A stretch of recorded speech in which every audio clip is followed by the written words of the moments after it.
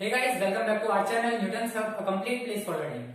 So guys, general organic chemistry का अभी हमने फर्स्ट पार्ट पढ़ा है जिसमें मैंने आप लोगों को हिस्ट्री बताई थी ऑर्गेनिक कंपाउंड्स के पीछे की कि ऑर्गेनिक कंपाउंड्स कहां से जनरेट हुए थे। तो आज की इस वीडियो में हम बात करेंगे उससे नेक्स्ट टॉपिक को लेकर के यानी कि प्रॉपर्टीज ऑफ कार्बन एटम को लेकर के। उससे पहले मैं एक क्वेश्चन आप लोगों से पूछना चाहूंगा कि ऑर्गेनिक केमिस्ट्री के अंदर या मैं कहूंगा कि ऑर्गेनिक कंपाउंड्स जितने भी हैं उनको सेपरेटली स्टडी करने की जरूरत क्यों पड़ी। आप में से बहुत से लोगों के मन में शायद ये क्वेश्चन आया भी हो। तो चलिए इस क्वेश्चन का आंसर सबसे पहले आज हम देखते हैं यहाँ पर।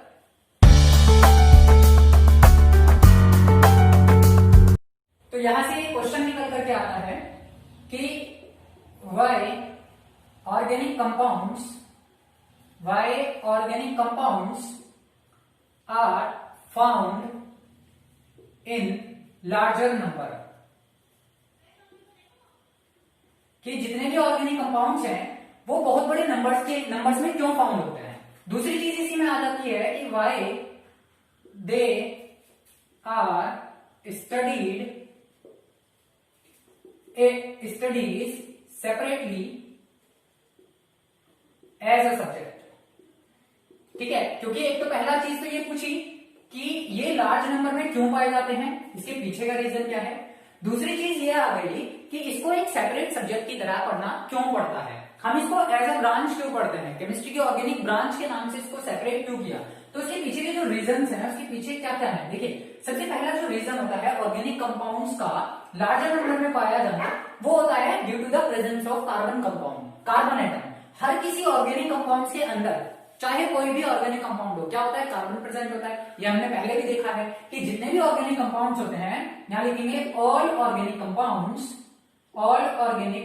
Compounds contain carbon atom and form a large chain और रिंग। क्या बना लेते हैं, या तो वो चेन बना लेंगे या फिर वो रिंग बना लेंगे due to some special characteristic of carbon atom की कुछ स्पेशल ऐसी कैरेक्टरिस्टिक्स हैं जिसकी वजह से क्या बना लेते हैं, लंबी चेन या रिंग चेन बना लेते हैं और आपस में एक के साथ एक जुड़ते चले जाते हैं। तो यही सारी प्रॉपर्टीज को आज हम पढ़ने वाले हैं और ये इसके पीछे का रीजन है कि ऑर्गेनिक कंपाउंड्स को लार्जर नंबर में क्यों पढ़ा जाता है, सेपरेटली क्यों स्टडी किया जाता है। तो यहां पर हम सबसे पहले ले लेते हैं वो जो कैरेक्टरिस्टिक्स हैं कि इसको सेपरेटली पढ़ने के पीछे का रीजन क्या है और ये क्यों पाए जा रहे हैं लार्जर नंबर में। इसके पीछे के जो रीजंस हैं वो यहां लिख लेते हैं।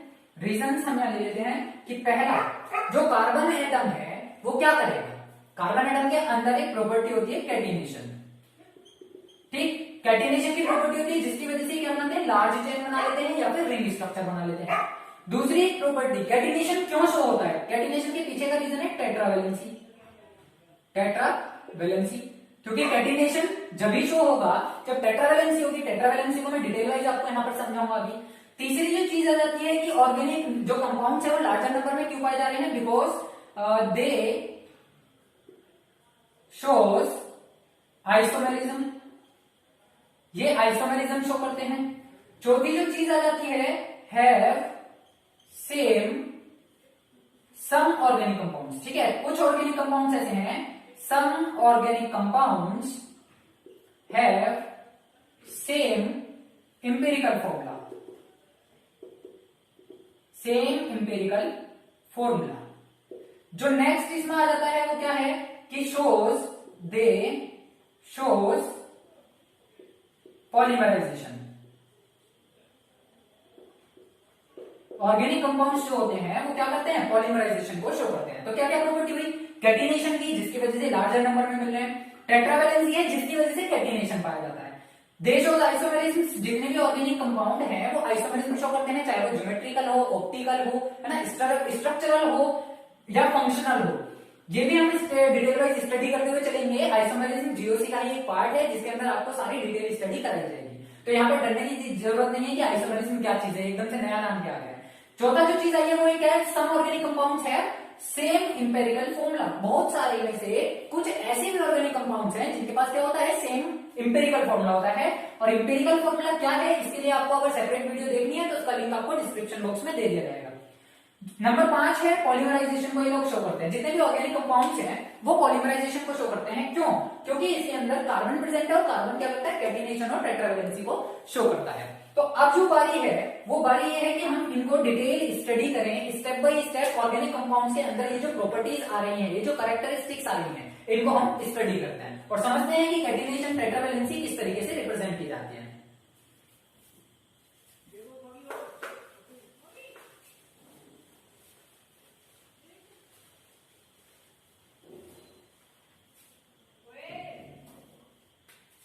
तो जैसा कि अभी मैंने आप लोगों को बताया कि ऑर्गेनिक कंपाउंड्स किस तरीके से लार्जर नंबर में मिलते हैं, उसी क्रम में सबसे पहले जो हम यहाँ बात कर रहे हैं, सबसे पहले मैं आप लोगों को बताऊंगा टेट्रावैलेंसी। टेट्रावैलेंसी क्या होता है?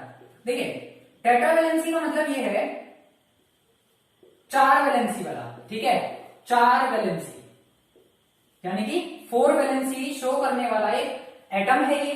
कार्बन को जो प्लेस दिया गया है, प्लेस क्या है कार्बन का 6 नंबर पर, यानी कि इसके एटॉमिक नंबर की हमने बात करी कि atomic number of carbon atom जो है वो कितना है, 6 है। इसकी जो ग्राउंड स्टेट है, अगर मैं उसके इलेक्ट्रॉनिक कॉन्फ़िगरेशन की बात करता हूं, electronic configuration eight ground state, GS का मतलब क्या है यहाँ पे, ग्राउंड स्टेट से है। तो इलेक्ट्रॉनिक कॉन्फ़िगरेशन करते हैं 1s2 2s2 2p2। यहां देखिए एस में कितने इलेक्ट्रॉन्स हैं, 2 इलेक्ट्रॉन, पी में कितने इलेक्ट्रॉन है, 2 इलेक्ट्रॉन। ठीक, अभी यहां पर क्या हो रहा है कि एस का जो ऑर्बिटल है वो कंप्लीटली फिल्ड है, लेकिन पी का जो ऑर्बिटल है वो हाफ फिल्ड भी नहीं है, यानी कि अनस्टेबिलिटी पर है। तो क्या होगा, कार्बन अपनी फर्स्ट एक्साइटेड स्टेट पर जाएगा। तो electronic configuration at first excited state, EXS का मतलब क्या हो गया, एक्साइटेड स्टेट। एक्साइटेड स्टेट में क्या होता है, प्रमोशन रूल फॉलो होता है बाई यूजिंग या बाई फॉलोइंग प्रमोशन रूल।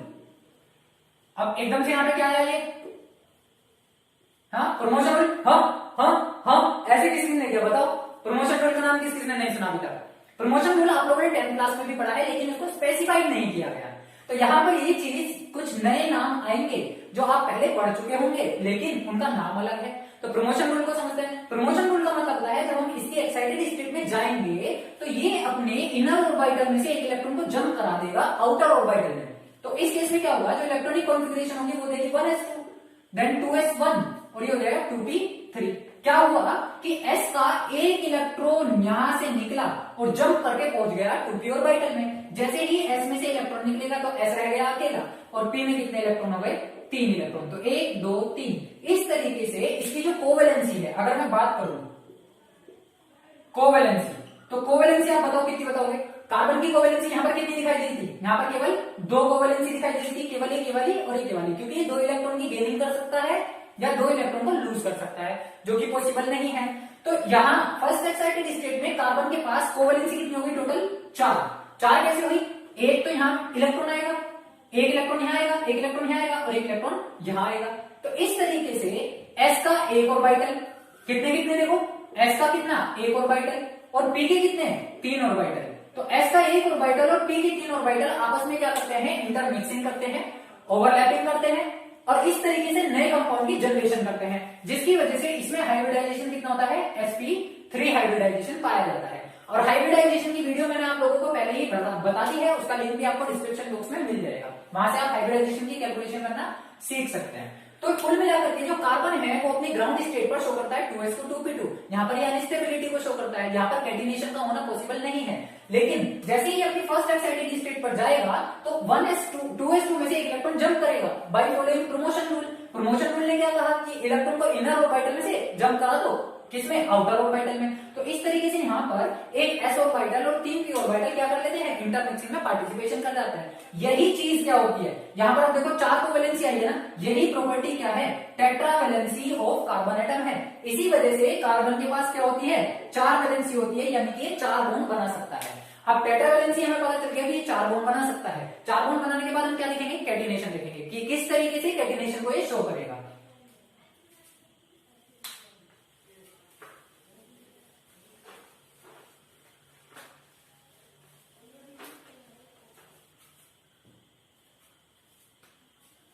तो चलिए कैटिनेशन की बात करते हैं। दूसरी आ गई है हमारे पास कैटिनेशन। कैटिनेशन के नाम से आप समझ पा रहे हैं, it is the property due to which carbon atom can join more than two same or different atoms। ठीक है, ये दो या दो से ज्यादा डिफरेंट एटम्स के साथ भी जुड़ सकता है और सेम एटम के साथ भी जुड़ सकता है। फॉर एग्जांपल अगर मैं बात कर रहा हूं, जैसे कि कार्बन है, अब क्योंकि इसके पास टेट्रावैलेंसी है तो 1 2 3 4 टोटल इसके पास क्या होगी 4 वैलेंसी। तो ये क्या करेगा, या तो ये सेल्फ लिंकिंग कर लेगा, क्या कर लेगा, सेल्फ लिंकिंग कर लेगा। ठीक है, और सेल्फ लिंकिंग के केस में क्या होगा, सेम एटम इसके ऊपर आकर के अटैच हो जाएगा। तो एक कार्बन यहां जुड़ गया, एक यहां जुड़ गया, एक यहां जुड़ गया, एक यहां जुड़ गया। तो ये प्रॉपर्टी क्या कहलाई, सेल्फ लिंकिंग की कैटिनेशन प्रॉपर्टी कहलाई। इस केस में भी इस कार्बन के पास भी 4 वैलेंसी है, इस कार्बन के पास भी टोटल 4 वैलेंसी है, इसके पास भी 4 वैलेंसी है और इसके पास भी 4 वैलेंसी है। अब इसी चेन को अगर मैं आगे बढ़ाऊं तो ये चेन कैसे बढ़ती जाएगी, देखो यहां से कार्बन जुड़ेगा, फिर ये जुड़ेगा, इससे कार्बन जुड़ेगा, इससे जुड़ेगा, इससे जुड़ेगा, इससे जुड़ेगा।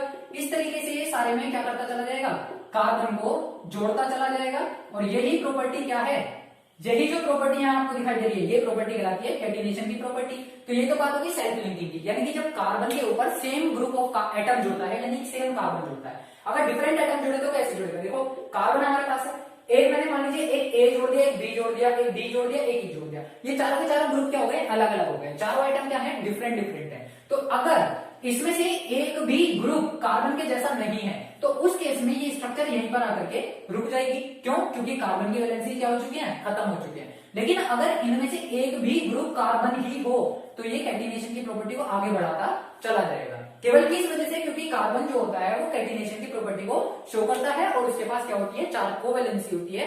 और यहां से एक रिजल्ट हमें मिल जाता है कि more the covalency, more the covalency. तो यहां से क्या होने वाला है, मोर दी कैटिनेशन पावर, कैटिनेशन नेचर। जितना ज्यादा कोवैलेंसी होगी, कैटिनेशन की नेचर भी या कैटिनेशन की प्रॉपर्टी भी क्या होती जाएगी, इनहेंस होती जाएगी, बढ़ती चली जाएगी। तो यहां से हमें देखने के लिए मिला था कि more the covalency more the catenation nature. अब देखिए एक रिजल्ट और मैं यहां पे आप लोगों को बता देता हूं, बहुत ज्यादा इंपॉर्टेंट है। आप लोग याद रखेंगे कि कैटिनेशन की जो नेचर होती है, जो कैटिनेशन की जो पावर होती है, या चलिए मैं कह देता हूं कि catenation is responsible for the long chain और रिंग चेन या larger number of organic compounds. It is responsible for the larger number of organic compounds. जितने भी ऑर्गेनिक कंपाउंड्स हमें लार्जर नंबर में मिलते हैं उसके पीछे का रीजन कौन हो गया, कैटिनेशन हो गया।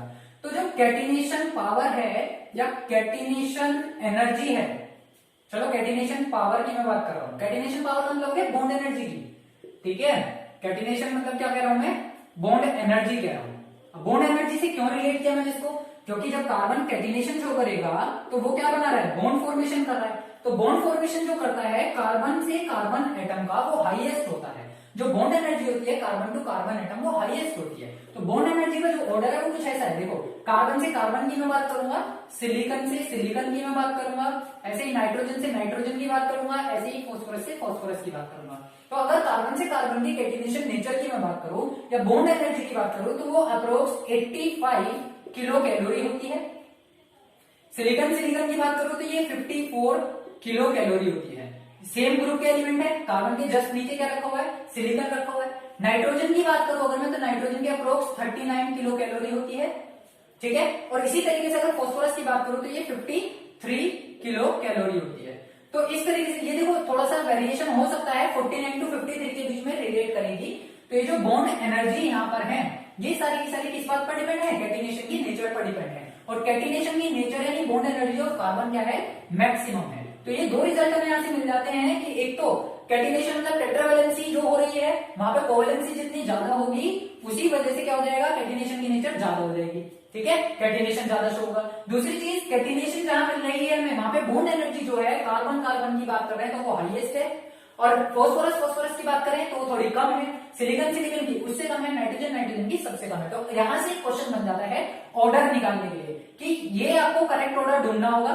कार्बन का मैक्सिमम हो गया, उसके जस्ट आफ्टर क्या देगा, सिलिकॉन का देगा, उसके जस्ट आफ्टर किसका देगा, फॉस्फोरस का देगा, और उसके जस्ट आफ्टर किसका देगा, नाइट्रोजन का। तो देखिए बच्चों, इस वीडियो में हमने जो डिस्कशन किया है वो केवल टेट्रावेलेंसी और कैटिनेशन का किया है। नेक्स्ट वीडियो में मैं आप लोगों को कार्बन की रिप्रेजेंटेशन, उसकी जो शेप होती है, उसकी जो ज्योमेट्री होती है हाइब्रिडाइजेशन के बेसिस पर, वो मैं बताऊंगा। तो यहां तक के लिए आप लोग पढ़ते रहिए, बढ़ते रहिए। मैं मिलूंगा आपसे नेक्स्ट वीडियो में।